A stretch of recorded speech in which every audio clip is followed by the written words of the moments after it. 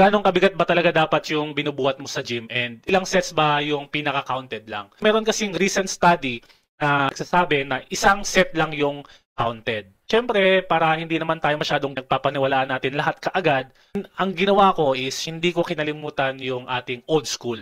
Para magamit pa rin natin yung nakasanayan natin and magamit natin itong recent study na nagsasabi na one set yung counted, ang pwede natin gawin, ito yung pagkakasunod-sunod na ginagawa ko sa workout ko. So yung set number 1 ko, ito yung aking warm-up set. Sobrang gaan lang nito. Ito yung nagpo-promote ng blood flow sa muscle and syempre mas gumaganda yung mind-to-muscle connection kasi madami yung ginagawa mo. Mas nakapag-send ka ng signal sa utak mo at sa muscle mo na, oy, dito yung tama niyan. And at the same time, syempre, prevention na din sa injury. Set number 2 ko, ito ay second warm-up set ko pa rin. Kung sa set 1 masyadong magaan, pwede kong tansyahin yung sa second set ko na magdagdag ako ng konti lang. So, dalawang warm-up set halos. Kung 4 sets. Pero kung 3 sets, ganito yan. Yung second to the last na set, ito yung pangtansya na set. What do I mean? Ibig ko sabihin is, sa third set, ibibigay ko na lahat nung naiisip kong kaya ko gawin doon sa workout na yun. So, hindi na ako mag-reserve ng energy for my next workout. So, kung ano yung pinaka mabigat na kaya kong gawin or pinaka kaya kong dami ng reps. For example, naka-program sa akin is 10 reps doon sa third set. For example, sa isip ko, ang kaya kong buhatin is 40 kilograms na dumbbell press. So ngayon, natapos ko ng maayos yung 10 reps.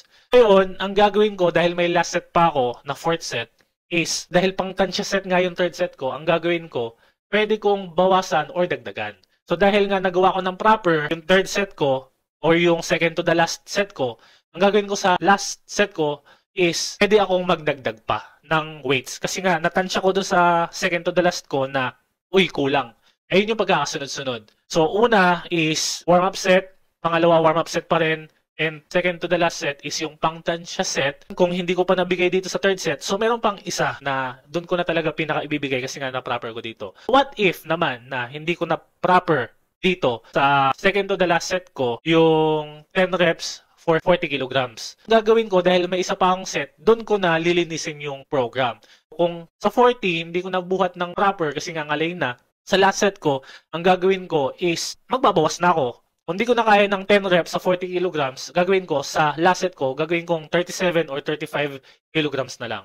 It doesn't have to be 4 sets. Lagi nyo lang tatandaan na yung second to the last set nyo ay yung pangtansya na set. Pwedeng yung first set mo, warm-up set, then yung second set mo is ayun na yung pangtansya na set mo, and then yung last set, pinaka-final workout mo. So, yun lang, ayun yung pagkakasunod-sunod ko, and I hope nakatulong tong short video na to, and kung hindi ka pa nakasubscribe sa channel ko, hindi ka pa naka-follow sa akin, hindi ka pa naka-visit sa website ko, pwede mo click yung mga links somewhere dito sa video. I hope nakatulong. Have a nice day, and God bless!